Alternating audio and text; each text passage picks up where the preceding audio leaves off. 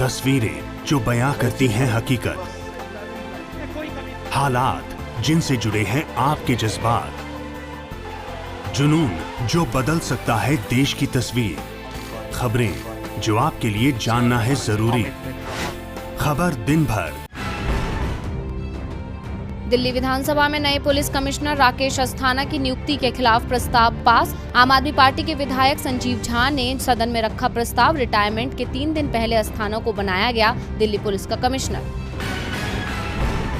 Medical में मिलेगा OBC EWS के छात्रों को आरक्षण। मोदी सरकार ने आरक्षण को दी मंजूरी। ओबीसी के छात्रों को 27 और आर्थिक रूप से कमजोर वर्ग के छात्रों को 10% मिलेगा आरक्षण। फाइजर और एस्ट्राजेनेका यानी कोविशील्ड वैक्सीन लगवाने के 10 हफ्ते बाद कम हो रही है एंटीबॉडी। यूके के वैज्ञानिकों की नई स्टडी में हुआ खुलासा, बूस्टर डोज लेने की पड़ सकती है जरूरत। झारखंड एकेडमिक काउंसिल की ओर से झारखंड बोर्ड 10वीं का रिजल्ट जारी। 95.93% छात्रों ने पास की परीक्षा। शेयर बाजार में आई तेजी। 209 अंकों की तेजी के साथ 52,653 पर पहुंचा सेंसेक्स। निफ्टी में 69 अंकों का उछाल। 15,778 पर पहुंचा निफ्टी।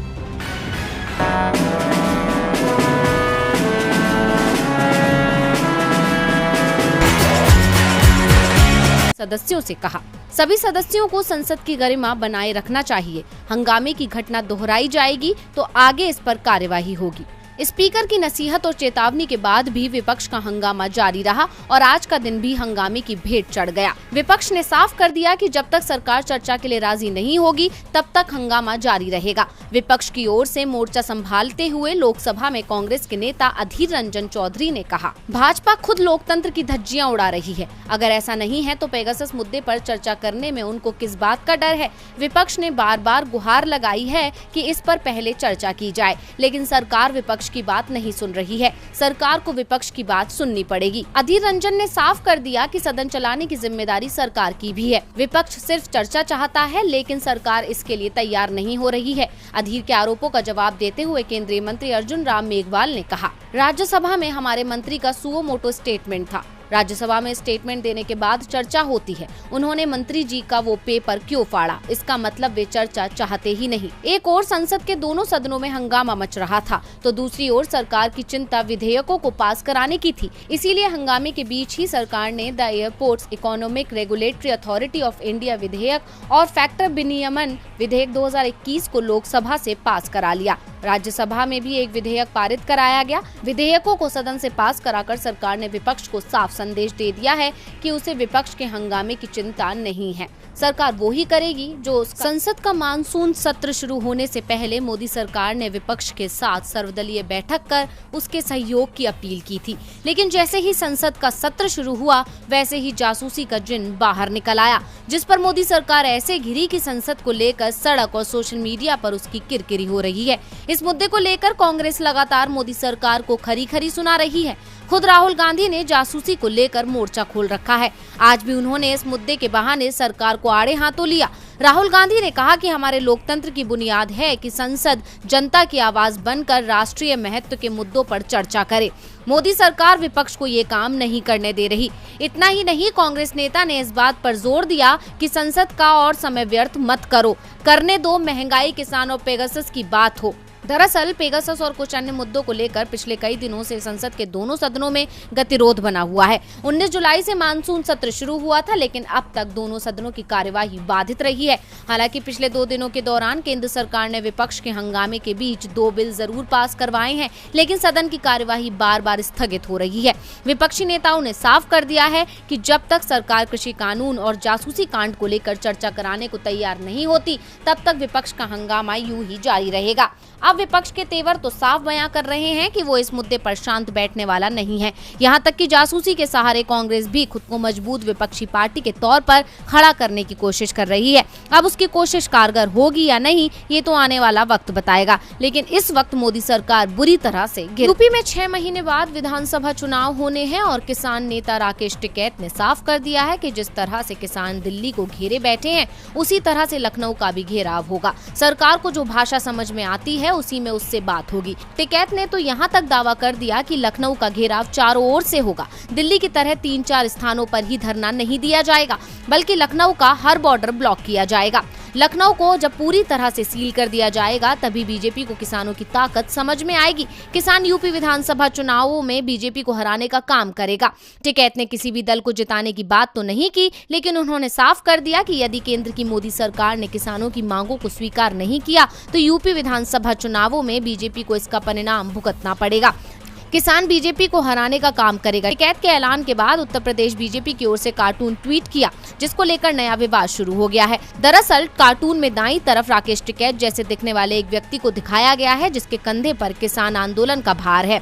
सुना लखनऊ जा रहे तम कि मैं पंगा ना लिए भाई, योगी बैठा है बक्कल तार दिया करे और पोस्टर भी लगवा दिया करे। बीजेपी के ट्वीट को राजनीतिक दलों ने किसानों का अपमान बताया है और कहा कि ये किसानों के प्रति बीजेपी की मानसिकता को दिखाता है। बीजेपी किसानों का अपमान। कोई करता है खबरों से आगे रहने का वादा, कोई करता है तेज रफ्तार का दावा, फिर भी क्यों दब जाती है सही खबर? ना वादा ना दावा, सिर्फ खबर। Subscribe now and press the bell icon. Never miss an update.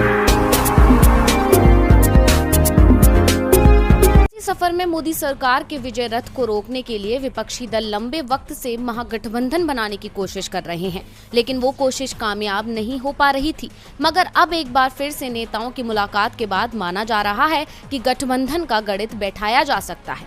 जहां एक तरफ पश्चिम बंगाल की सीएम ममता बनर्जी बीजेपी विरोधी दलों को एकजुट करने की कोशिश में है, तो वहीं लालू प्रसाद यादव भी 2022 के उत्तर प्रदेश विधानसभा चुनाव और 2024 के लोकसभा चुनाव से पहले एक्टिव हो गए हैं। उन्होंने पूर्व केंद्रीय मंत्री शरद पवार, समाजवादी पार्टी के रामगोपाल यादव, कांग्रेस सांसद अखिलेश प्रताप सिंह से मुलाकात की। नई दिल्ली में लालू यादव और अन्य नेताओं की मुलाकात तब हुई है जब ममता बनर्जी के दिल्ली में होने के बीच बीजेपी के खिलाफ संयुक्त मोर्चा बनने की अटकलें लगाई जा रही हैं।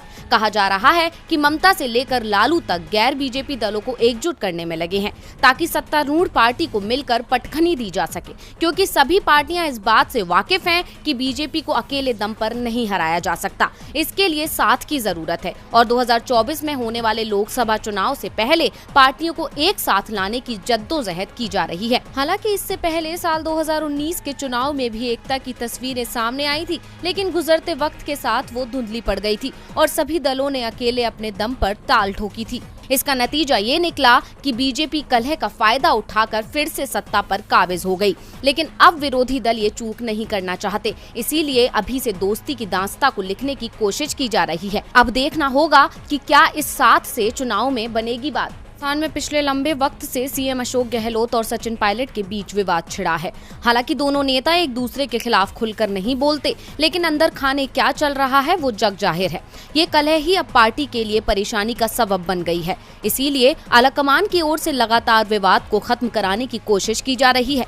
राजस्थान कांग्रेस के प्रभारी अजय माकन और कांग्रेस के महासचिव केसी वेणुगोपाल जयपुर में एक एक विधायक से मिल रहे हैं। अजय माकन विधायकों से 5 सवालों पर राय लेकर लैपटॉप में दर्ज कर रहे हैं। बुधवार को जयपुर, सीकर, झुंझुनू, बारा, कोटा जैसे कई क्षेत्रों के विधायकों से राय ली गई। अब अजमेर, नागौर, भीलवाड़ा, टोंक, उदयपुर, राजसमंद समेत कई क्षेत्रों के विधायकों की राय ली जा रही है। माना जा रहा है कि इस मीटिंग में दोनों गुटों के विधायकों को समझाने की कोशिश की गई है, जिसके बाद कहा जा रहा है कि विवाद जल्द खत्म हो जाएगा। हालांकि अभी माकन और वेणुगोपाल की अशोक गहलोत और सचिन पायलट से मुलाकात बाकी है। उसके बाद दोनों के बीच सुलह का फॉर्मूला कांग्रेस आलाकमान तय करेगा।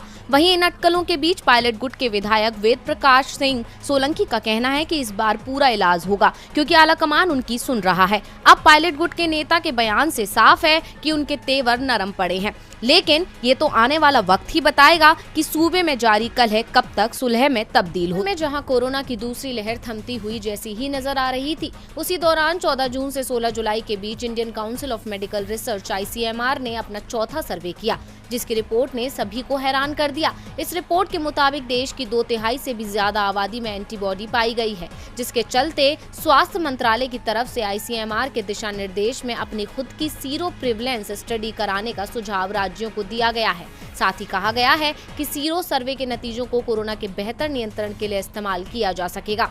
इससे पहले भी ICMR 3 बार सीरो सर्वे कर चुका है। ICMR के DG डॉक्टर बलराम भार्गव ने चौथी सीरो रिपोर्ट जारी करते हुए कहा कि अभी भी 40 करोड़ आबादी कोरोना से सुरक्षित नहीं है। सर्वे में शामिल 6 से 17 साल के आधे से ज्यादा बच्चों में भी एंटीबॉडी पाई गई है। इसका मतलब हुआ कि दूसरी लहर में संक्रमण ने बच्चों को भी प्रभावित किया है।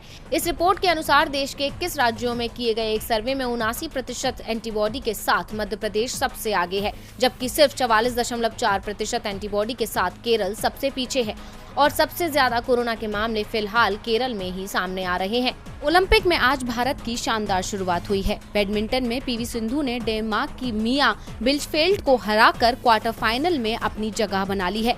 अब सिंधु कल क्वार्टर फाइनल में जापान की अकाने यामागुची से भिड़ेंगी, तो वहीं पुरुष हॉकी में भारत ने दमदार प्रदर्शन करते हुए रियो ओलंपिक की चैंपियनशिप अर्जेंटीना को 3-1 से हरा दिया। भारत के तीरंदाज अतनु दास टोक्यो ओलंपिक में मेडल जीतने के बेहद करीब पहुंच चुके हैं। उन्होंने पुरुष व्यक्तिगत के अंतिम 8 में जगह बना ली है। अतनु ने अंतिम 16 के मुकाबले में कोरिया के दिग्गज तीरंदाज और 2 बार के ओलंपिक गोल्ड मेडलिस्ट जिनिएक ओह को मात दी। अतनु ने 6-5 से ये मैच अपने नाम किया। ये मुकाबला शूट आउट तक पहुंचा, जिसमें जिनिएक ओह ने 9 और अतनु ने 10 का स्कोर कर जीत हासिल की। बॉक्सर सतीश कुमार ने 91 किलो वर्ग के अंतिम 16 के मुकाबले में जमैका के रिकार्डो ब्राउन को मात दे दी। उन्होंने 4-1 से ये मुकाबला अपने नाम किया। सतीश ने पहला राउंड 5-0, दूसरा और तीसरा 4-1 से जीता। इस जीत के साथ सतीश कुमार क्वार्टर फाइनल में पहुंच गए हैं। भारत की स्टार मुक्केबाज एमसी मैरी कॉम को कोलंबिया की विक्टोरिया इनग्रिड वेलेंसिया ने हराया। 5 में से सिर्फ 2 जजों ने ही मैरी कॉम को बेहतर माना और वेलेंसिया को 3-2 से विजेता घोषित कर दिया। इस हार के बाद भी भारत की उम्मीदें अभी भी बची हुई हैं। अभी तक भारत को एक सिल्वर मेडल के अलावा कोई अन्य मेडल हासिल नहीं हो पाया है। तस्वीरें जो बयां करती हैं हकीकत, हालात जिनसे जुड़े हैं आपके जज्बात, जुनून जो बदल सकता है देश की तस्वीर, खबरें जो आपके लिए जानना है जरूरी। खबर दिन भर